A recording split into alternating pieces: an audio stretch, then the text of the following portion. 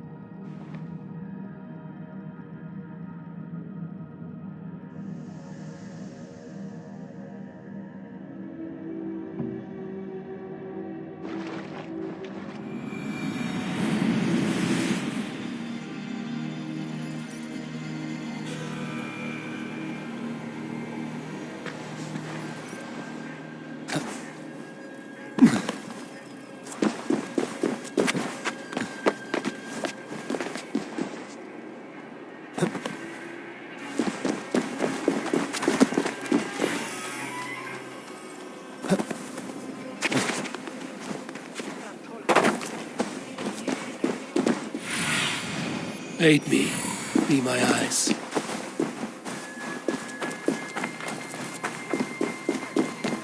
It seems Alderman Bierstan has made this ruin his longhouse.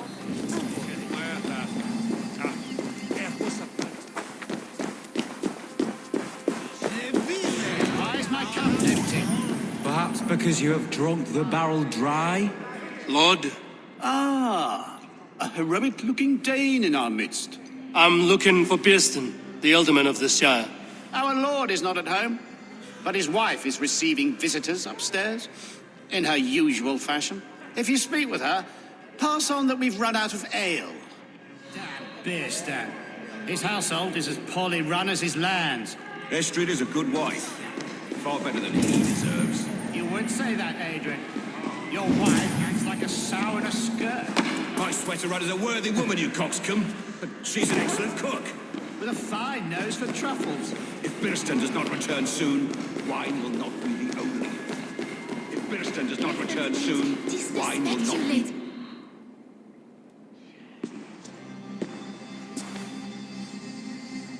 You! Guards will come at one cry from me! Sheathe your blade, lady. I'm Eivor of the Raven clan, here at your husband's request. Another Dane. I am Estrid, wife of the Lord of Essex. As you may have heard, my lord is not at home. You don't speak as one from here. Where's your home? These rain-sodden bogs and fog-washed hills are not my home, thank Christ. I come from Francia. My grandfather walked on Frankish sod. He spoke of an appetite for conquest that rivaled our own. Sadly, my conquests are reduced to pettish thanes and graceless men, all Frankish fire extinguished. I'm wary of rounding up Saxons. Is your husband stolen, drunk, or wayward? He'll be stalking the woodlands today, hunting game and ignoring the vital affairs of Essex. One such affair is why we called for you. If I can find him, I'll remind him of his duties. Ah, such would be a miracle. His favorite haunt is southwest of here. The lavender fields there attract the prey, God help him. With luck, he hasn't been eaten, but I'll return either way.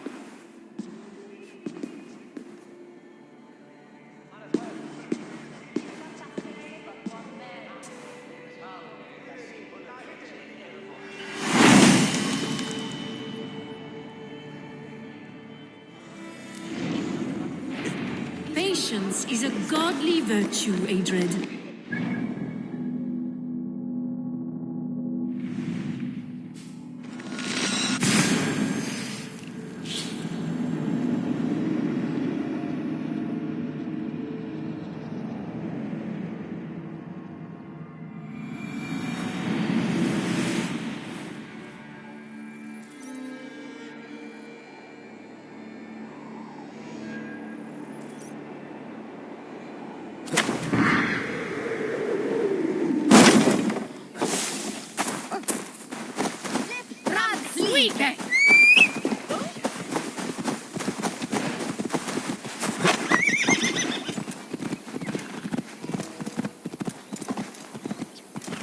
Sure!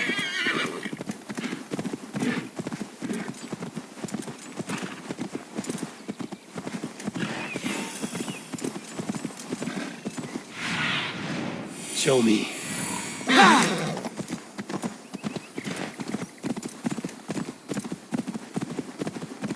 Hunting is a fine sport, but I hope the Ultiman has not become the prey.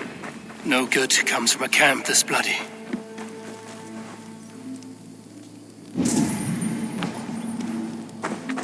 They were caught off guard as they supped.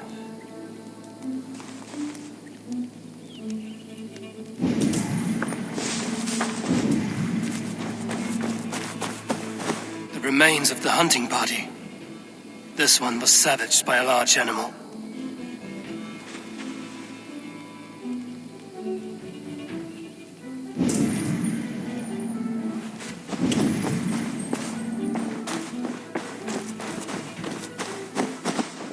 They were attacked by a beast.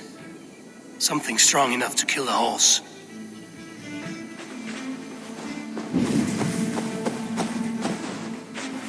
Some large prey left these tracks in the grass. The hunters were prey to a large beast or two. I can only hope that Björsten still lives.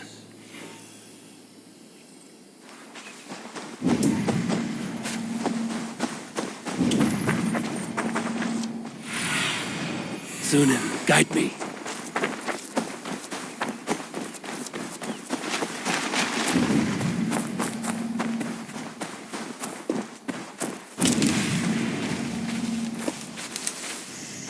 Björsten? Ready your weapon, or accept your fate as a feast for bears. It's the blood coursing.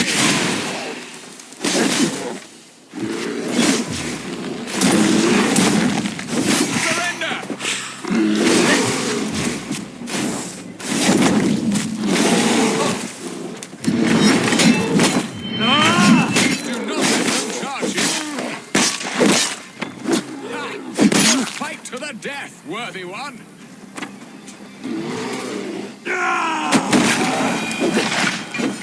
Well fought, friend. I would not have survived this ambush without you. You have my gratitude to stumble upon me in my moment of greatest peril. Perhaps you were God-sent. I'm Estrid sent. Your wife and the Thanes of Essex both want your balls on a blacksmith's anvil. When do they not? You could return and report that the savage claw took me. Poor Björsten, his exit pursued by a bear. And make the beast Lord of Essex in your stead. No doubt my Estrid would prefer his velvet paws to my calloused hands. So, who are you? A sellsword?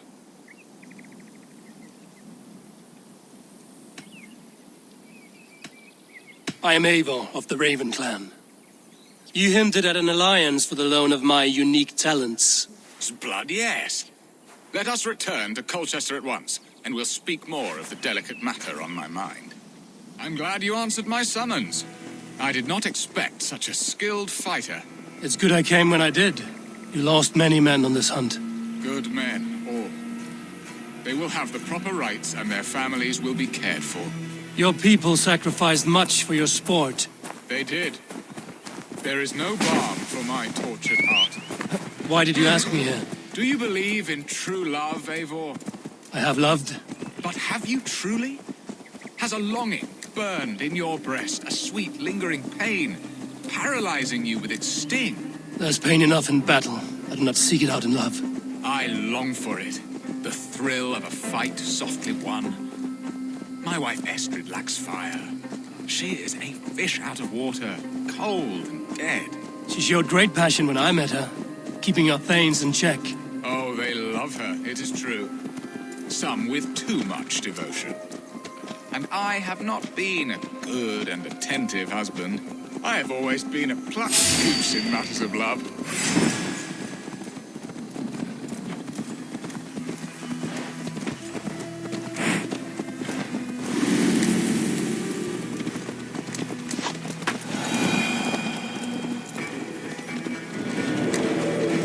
I have always been a plucked goose in matters of love, and a piss-poor ruler to boot.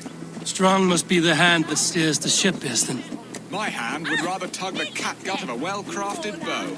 My eyes narrowing at the sight of prey. Aye, a crown sits heavy on the head. Then let us run wild and free in the woods as the wolves do. Live on our wits, prowl and stalk and feast. You have a romantic way about you, Bearston. Do not fret. My guards will not worry you when we are together. You mismark me if you think I'm capable of worry. Have you built your city in the ruins of another? No, these builders are lost to the annals of time. Far advanced of the Saxon hovels of Wattle and Daub. I have ambition to build a great palace myself, with mosaics and balmy courtyards. What stops you? That which stops all but the most creative minds. Coin, imagination, talent. And your people? Is Essex happy? That is a question I never really pondered. I suppose they are. I hope they are. Alfred believes I rule like a chickless hen, flapping and squawking over nothing but the farmer's dinner. He interferes. No, he disapproves. Is that not infinitely worse? But look, we are nearing my hall. I must face the wolves at my door before we discuss your favor to Essex, Abel. It may be I can speed your business along.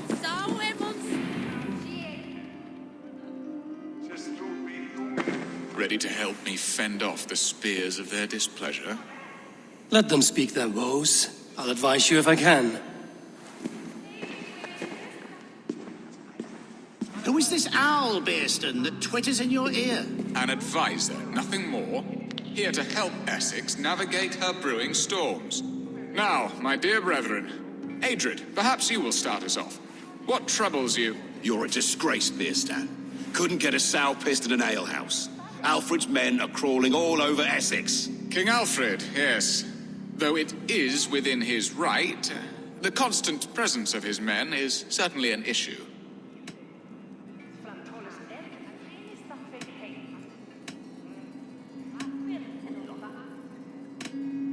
Are they men or babes?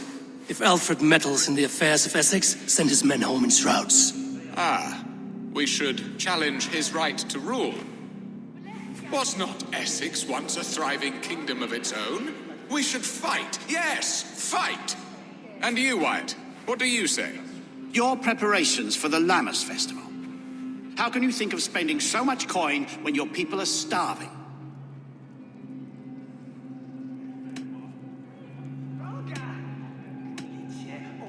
He should put his own ham fist in his purse and contribute coin to the festival.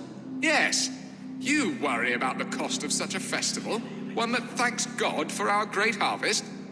Contribute your own coin, then. And Aldrich, do you yap like a she-hound as Adred does? You know my thoughts, Bearston. The feared. How can we give men to Alfred for his wars when our harvest suffers day by day?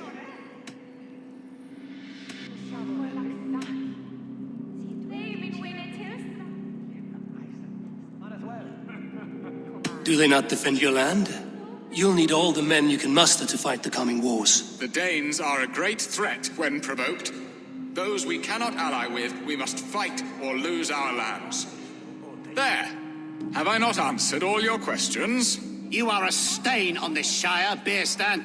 Useless. Useless. That's right.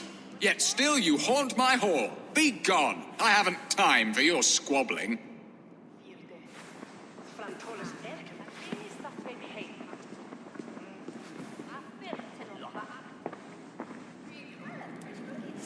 That ceased their prattling. A fine outcome, Abel.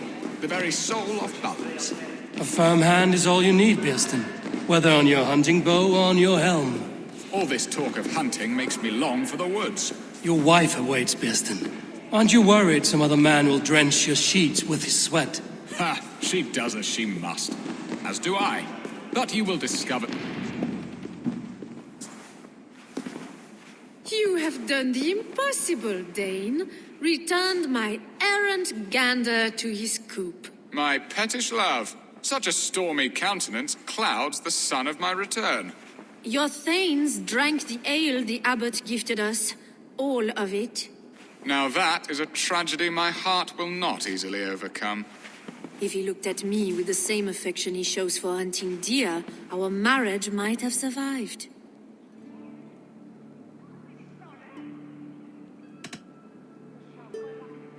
So, what do you need of me?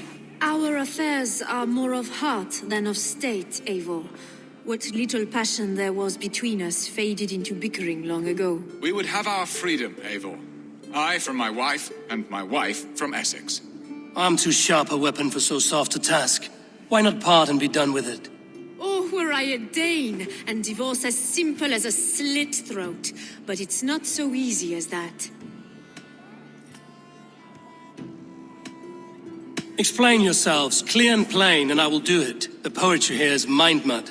We had a plan, a simple plan. A woman lost and a woman found.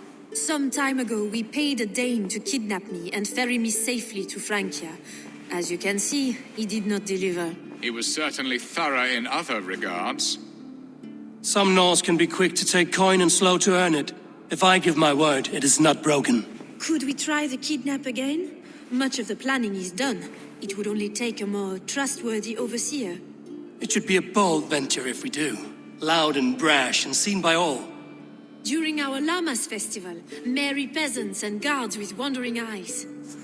Your return to Francia would need a swift ship, with a captain ready to leave England. We could ask him. I would have thought his steed and seamen spent. Come find me in the market, Eivor. Our unwelcome guests require food and ale to soften their anger. My wife is a gracious and attentive host, Eivor. The only thing that keeps my braying thanes at bay. And the woman found? A darling Maybud, Alvida, my childhood sweetheart. I left her 20 years ago in Malden to marry my prickled pear. 20 years? Can an ember so cold be reignited? We can hope. You must fan the flame. Find her, bring her to my lakeside cottage, and light a bonfire there. I will know to come. I believe she lived in the last house in Malden. A small, sweet place where fond memories were made. I will do as you both ask, and ask Freya for success in this love game. Good luck in your endeavors, Eivor.